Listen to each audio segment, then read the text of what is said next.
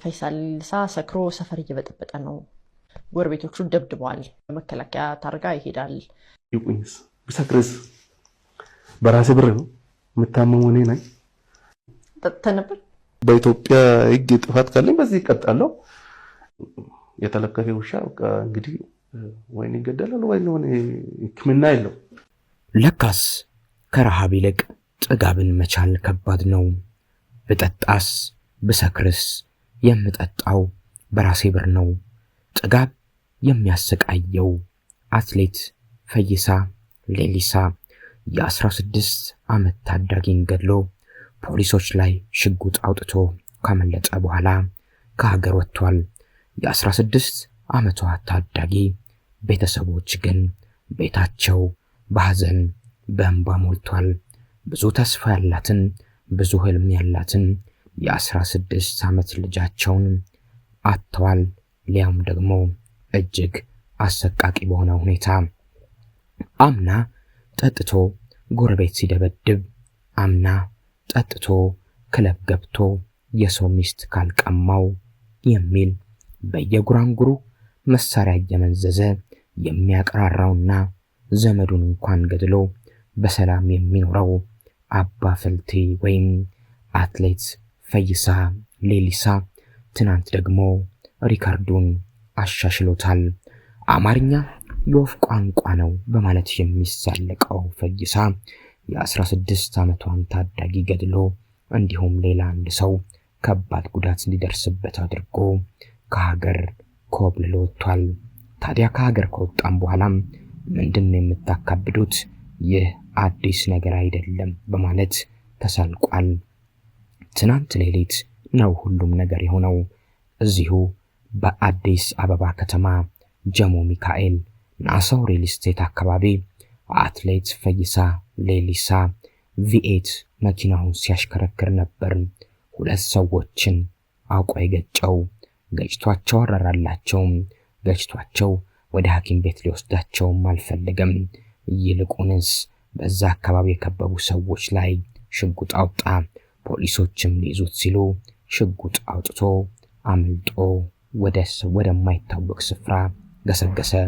አንደኛዋ ከባድ ጉዳት ደርሶባት ወዲያው አይሲዩ ውስጥ በከፍተኛ የሕክምና ክትትል ውስጥ ነበረች።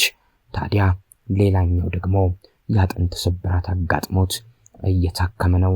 የአዲስ አበባ ፖሊስ አባላት አትሌቱን በቁጥጥር ስር ለመዋል ሲሞክሩ መሳሪያ በማውጣት ማን እንደሆንኩ አታውቁም ብሎ በማስፈራራት አምልጧቸዋል።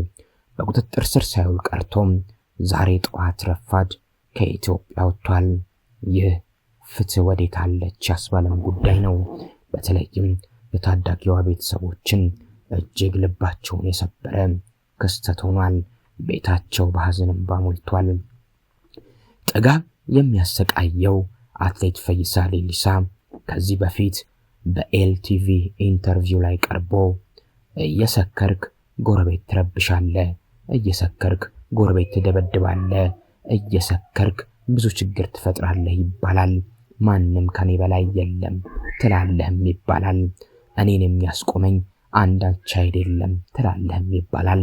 በዚህ ጉዳይ ምን ትላለህ ተብሎ ሲጠየቅ የፈይሳ መልስ የነበረው እና ብጠጣስ ብሰክርስ የምጠጣው በራሴ ብር፣ ምን አገባችሁ እናንተ፣ የሚያመኝም እኔን ነው፣ እናንተ ምን ቤት ናችሁ ብሎ ነበር።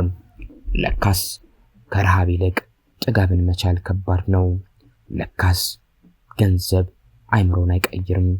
ለካስ አለመማር አለማገናዘብ መጨረሻው ይህ ነው። የባለስልጣኖችን ፎቶ ፖስት እያደረገ የብልጽግና ደጋፊ መስሎ የሚታየው ጥጋቡን ለመሸፈን እንደ ከለላ ነው። እሱ ከባለስልጣኖች ጋር የተነሳውን ፎቶ በየጊዜው በማህበራዊ ሚዲያው ገጹ ይለጥፋል። የነሱ እንደ አንድ አካል እንደሆነ ህዝብ እንዲያውቀው ይሞክራል። ባለጊዜ ነኝ ይላል። ከኔ በላይ ምንም የለም ይላል። የባለጊዜነት መንፈስ የጋረዳቸው ስርዓት አልበኞች ውስጥ አንዱ ይኸው አትሌት ፈይሳ ሌሊሳ አንዱ ነው። ጥጋቡን ልቡን የነፋው ነው ይሉታል። ሰው ጤፉ ነው ይሉታል። ሽንት የሚሪንዳ ካሩ ነው የሚል ሰው ነው ይሉታል። ጥጋቡ እስከ አፍንጫው ድረስ ነው። ይህ ጥጋብ ደግሞ የመጣው ከቅርብ ጊዜ ወዲህ እንጂ በፊት አንገቱን ደፍቶ የሚኖር ሰው ነው። ስልጣኔንም በቅጡ አያውቀውም ነበር። ከመንግስት ቀየረው በኋላ ግን ሌሊሳ በሌላ አይነት መልክ በሌላ አይነት ማንነት ነው የተከሰተው። ከእግሩም ከጭንቅላቱም ያልሆነው ፊጋ በሬ ነው ይሉታል። ብልግናውን መጨረሻ የለውም። የማፈርም ምንም አይነት ስሜት አልፈጠረበትም በማለት ይመሰክራሉ በዙሪያው ያሉ ሰዎች። አምና ማለትም የዛሬ ዓመት ጠጥቶ ጎረቤት ሲደበድብ አካባቢውን ሲረብሽ እንዲሁም በአንድ መሸታ ቤት ገብቶም ከባለትዳር ጋር የነበረችን ወይም ከባሏ ጋር የነበረችን ሴት ካልቃመው በሚል አተካራ ፈጥሮ ብዙ ነገር ተብሏል። ሰውየው ሽጉጥ ይዛል እንጂ ልቡ ግን ፈሪ እንደሆነ አጠገቡ ያሉ ሰዎች ይመሰክራሉ። በየጉራንጉሩ በየውስጥ ለውስጡ መሳሪያ እየመዘዘ ያቅራራል። ዘመዱን እንደገደለም ይተቻል። ዘመዱን ገድሎ በሰላም እየኖረ ነው። አባ ፈልቲ ይሉታል ፈይሳን ሌሊሳን። ትናንት ደግሞ የሁሉ አረመኔነት የሁሉ ማናለበኝነትን ጨምሮ ሪከርዱን አሻሽሎ 2 ሰዎችን በመኪና ገጭቶ ምን ታመጣላችሁ አትንጫጩ እያለ ነው። ከሁለቱ ግለሰቦች መካከል አንዷ ህይወቷ ዛሬ ጠዋት አርፏል። ሌሊሳም በማህበራዊ ትስስር ገጹ ማለትም በፌስቡኩ ምንድነው የምታካብዱት? ምንድነው የምትንጫጩት? በማለት ጽፏል። በነገራችን ላይ ትናንት አዲስ አበባ ከተማ ውስጥ ሰው ገጭቶ ዛሬ ደግሞ ሌሊሳ አትሌት ፈይሳ ሌሊሳ ከሀገር ወጥቷል። ሀገር ውስጥም ቢሆን እንደሚያዝ ስለሚያውቅ አረሳስቼ ልምጣ ብሎ ዛሬ ረፋድ 4 ሰዓት አካባቢ ፈይሳ ሌሊሳ ከሀገር ሸሽቶ ኮብልሏል። አትሌት ፈይሳ ሌሊሳ ትናንት አዲስ አበባ ከተማ ውስጥ በሚያሽከረክረው V8 መኪና 2 ሰዎችን ገጭቶ የፖሊስ አካላት በቁጥጥር ስር ሊያውሉት ሲሉ ማን እንደሆንኩ አላወቃችሁም አሳያችኋለሁ ሲል እንደዛተና የህግ አካላት ላይ ሽጉጥ እንዳወጣ ከስፍራው የነበሩ ሰዎች ገልጸዋል። ታዲያ ወዲያው ማታ ደግሞ የፌስቡክ ገጹ ላይ ገብቶ በገጫቸው ሰዎች ላይ ለመሳለቅ ሞክሮ ነበር።